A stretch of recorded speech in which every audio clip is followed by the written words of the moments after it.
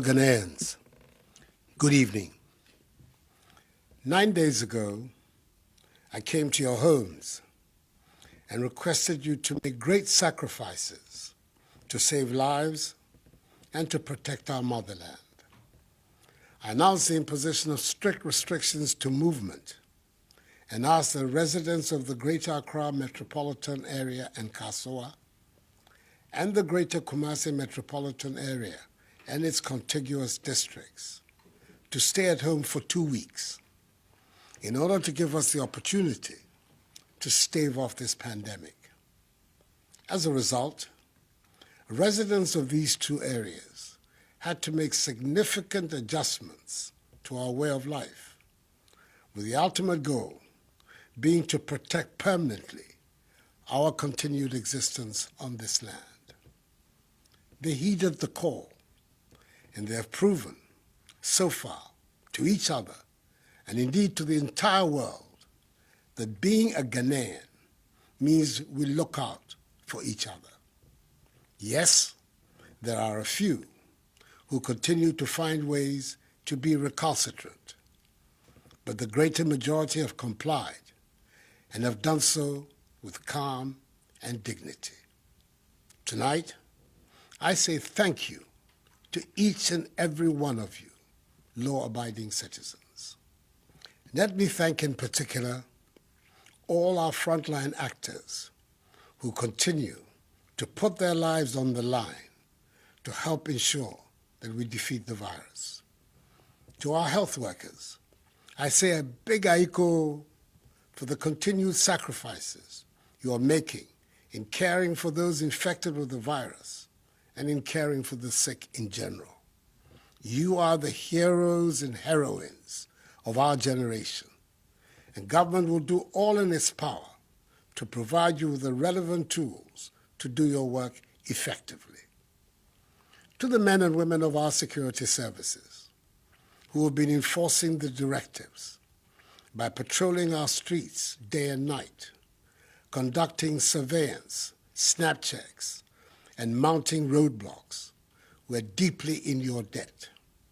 It is these security measures that have created the basic framework within which our medical personnel are able to pursue contact tracing, testing, and treatment of persons with the virus, whose implementation offers us the most secure means to defeat the virus. Reports I've received so far indicate that the police, military, and other members of our security services have discharged their mandate with considerable professionalism. Furthermore, working with the Ministry of Local Government and Rural Development, we see personnel of the Ghana Armed Forces involved in the cleanup of our drainage systems and of our markets. In the very few instances where members of our security agencies have employed the use of excessive force against the citizenry in enforcing the restrictions on movement, the Inspector General of Police and the Chief of Defense Staff of the Armed Forces have taken steps to investigate such incidents, and they have given me the assurance that those found culpable will be duly sanctioned. Thus far, the alleged wrongdoers have been withdrawn from the ongoing exercise. To enhance command and control, more senior officers have been deployed at the operational level, and each member of our security services participating in the exercise has been handed an aid memoir highlighting essentially the guidelines for the operation. However, I'm extremely perturbed by the actions of a few unpatriotic persons who are deliberately passing off and circulating old videos of alleged brutality by members of the security agencies, largely of foreign origin, and presenting them as though there were new incidents by Ghanaian security personnel which have occurred during the course of this past week. It is sad, it is unfortunate, and it must end. We should all be in this fight together, and there's nothing to be gained with widespread fabrication and distribution of such videos, whose sole aim is to create discontent and undermine the trust of the population in the men and women of our security services. Who gains from such conduct? Nobody in their right senses. The law enforcement agencies are determined to locate the originators of these antisocial acts. Fellow Ghanaians, as I've said before, all that government is doing is intended to achieve 5 key objectives: limit and stop the importation of the virus, contain its spread, provide adequate care for the sick, limit the impact of the virus on social and economic life, and inspire the expansion of our domestic capability and deepen our self-reliance. As of today, Sunday, 5th April, our current situation is such that we have recorded a total of 214 cases. The Greater Accra region has 189 cases, followed by the Ashanti region with 12, Northern region 10, Upper West region 1, Eastern region 1, and Upper East region 1. The 10 from the Northern region are the West African nationals who entered our country illegally after the closure of the borders. In total, 3 persons have fully recovered from the disease, 49 persons have been discharged from treatment facilities and are being managed from home, and the remaining 155 are responding to treatment. 2 persons are moderately ill, and 5 persons, as I said before, have lost their lives. Of the 1,030 travelers who were mandatorily quarantined and tested on their arrival in Ghana on the 21st and 22nd of March, 79 were initially found to be positive, and appropriate arrangements were made for their isolation and treatment.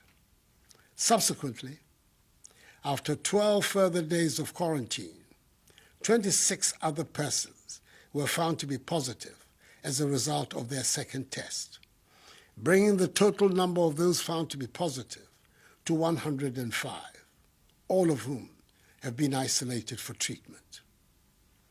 Of the remaining 925 persons who have undergone 2 tests and found to be negative, 804 have been released from quarantine to join their families. The remaining 121 are, as I speak, in the process of being released. I want to thank all of them and their families and loved ones for their understanding and cooperation with the stringent procedures the government was forced to deploy in the public interest. Efforts also at contact tracing have been ramped up over the course of the past week. Indeed, for every confirmed case of COVID-19, all the contacts have been listed, monitored, and tracked. Additionally, in the home or place of work of a confirmed case, all persons, be they at home or at work, have been tested, whether they had symptoms or not. Within the locality or neighborhood of a confirmed case, the opportunity is also being provided for persons to undergo voluntary testing to ascertain the extent of community spread. We are thus about to enter a critical phase of our fight in the coming week, as the Ghana Health Service is due to receive the results of some 15,384 out of 19,276 persons who have been reached through contact tracing. It is the results of these tests that will determine our future course of action.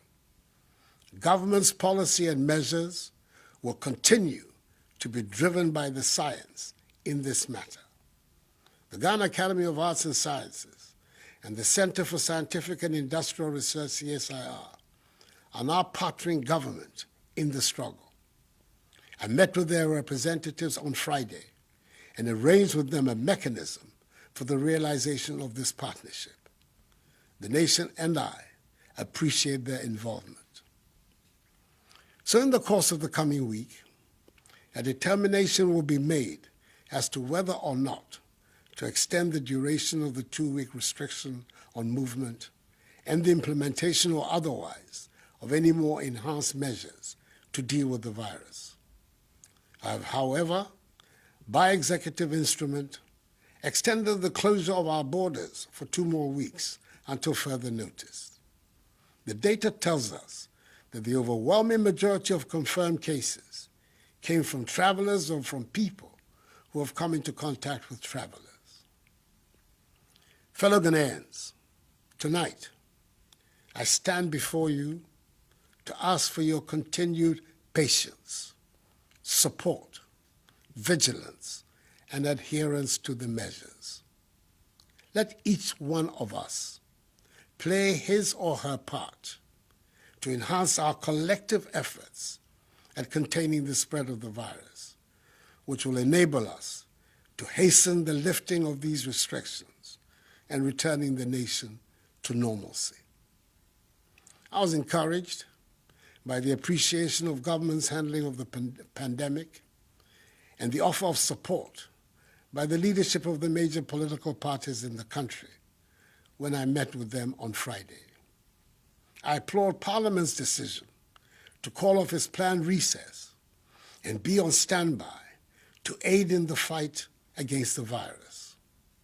I thank staff of the University of Ghana's Noguchi Memorial Institute for Medical Research, the Kwame Nkrumah University of Science and Technology's Kumasi Center for Collaborative Research, and the National Public Health Reference Laboratory of the Kolebu Teaching Hospital for the solid work they are doing for Mother Ghana.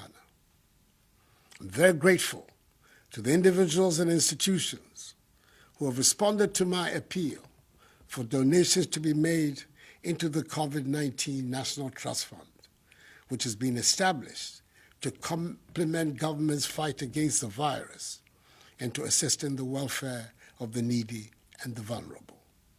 A total amount of some 8,750,000 cedi, which includes 600,000 United States dollars, have been received so far for this purpose. I'm happy that so many appointees of my government have also followed my example by donating their salaries to the fund.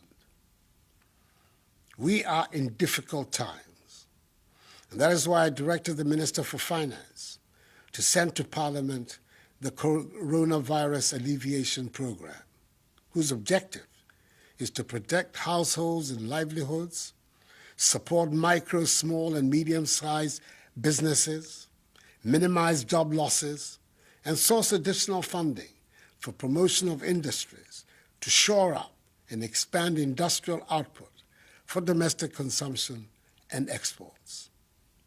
Through this program, the Ministries of Gender, Children and Social Protection, and Local Government and Rural Development, and the National Disaster Management Organization, NADMO, working with MMDCEs and the faith-based organizations, have begun to provide food for up to 400,000 individuals and homes in the affected areas of the restrictions.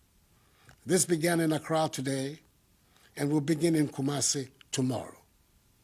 It will come in the form of dry food packages and hot meals, and will be delivered to vulnerable communities in Accra, Tema, Kumasi, and Kasua.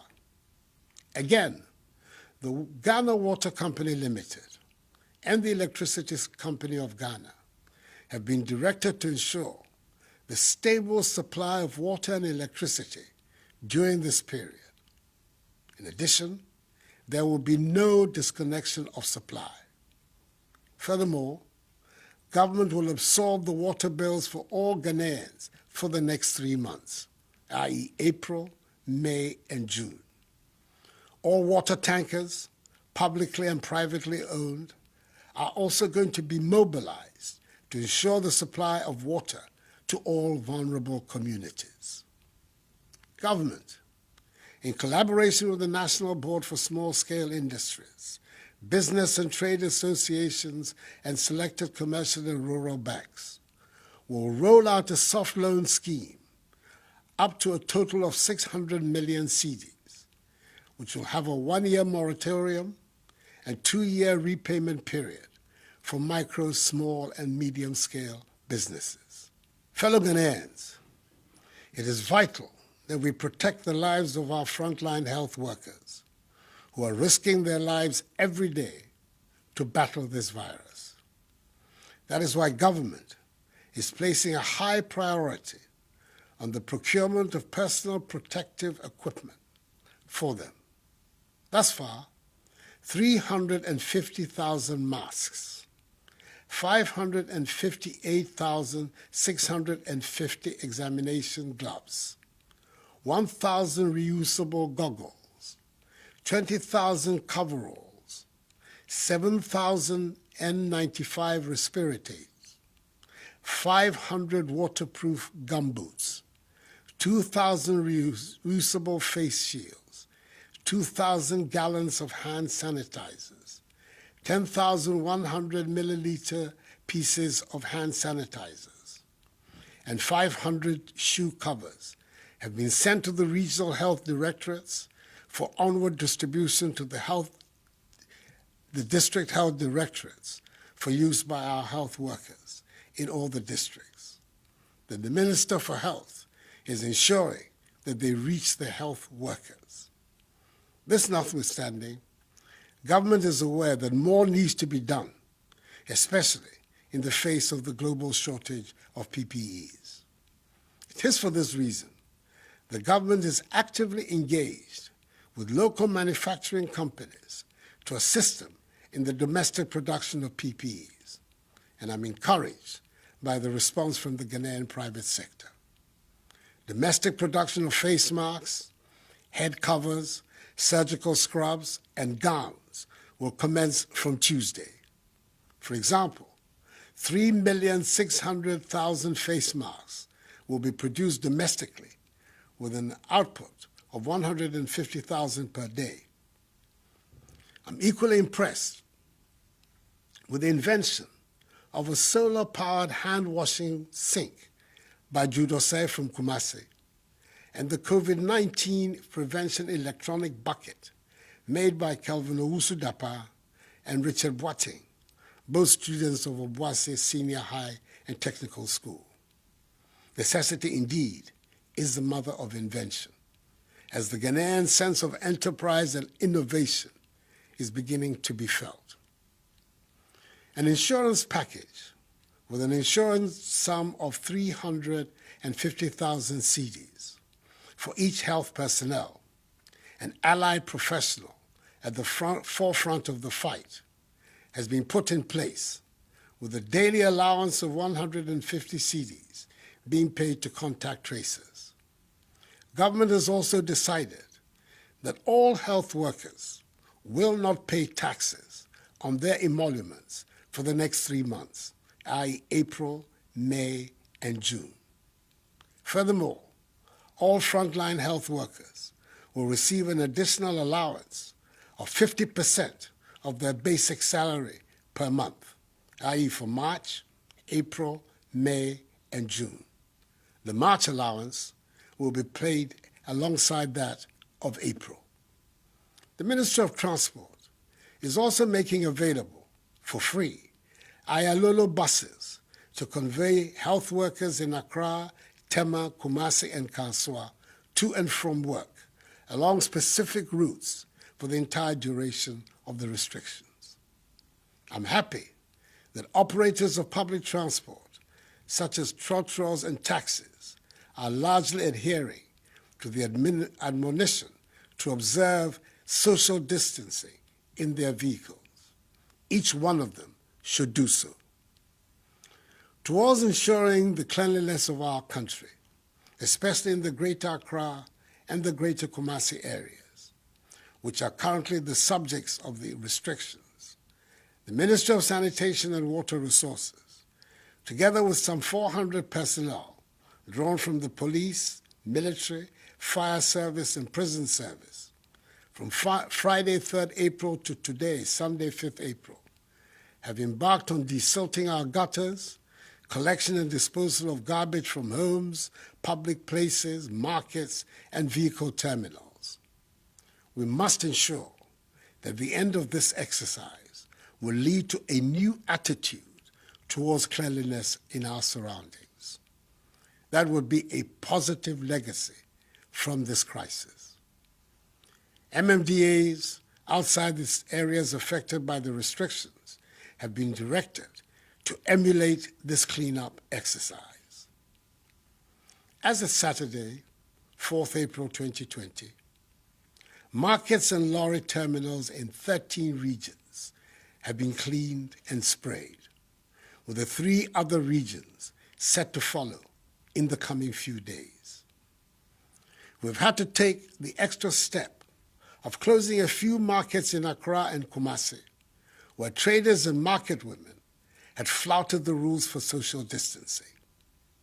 Some districts have also embraced the policy of alternate days for alternative products in a bid to decongest the markets and ensure social distancing.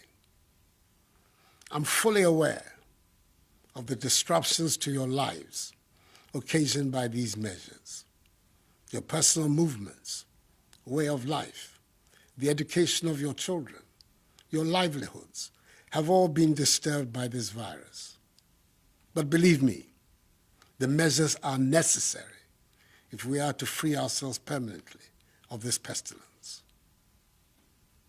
Fellow Ghanaians, I will continue passionately to appeal to you to observe prescribed social distancing and good personal hygiene to contain community spread. These enhanced hygiene protocols must become a part of our everyday lives. We must not abandon them. And remember that the law enforcement agencies are going to increase their enforcement of the stay-at-home directive. Do not leave your homes other than for the essential stipulated reasons. The cynics question our capacity for the maintenance of discipline in this period and in its aftermath. However, I am confident that we will prove them wrong. Ghanaians always rise up to the occasion, and we will do so again. United, we're going to win this battle. I'm privileged to be speaking to you on a sacred day of the Christian calendar, Palm Sunday, which ushers in the Holy Week to commemorate the passion and sacrifice of Jesus Christ. Let his example unite all of us, Christians, Muslims, all Ghanaians, in our care for each other and in our resolve to overcome this challenge. This too shall pass. Together, let us ensure that the scourge of this virus becomes nothing but a temporary blip on the fortunes of our nation.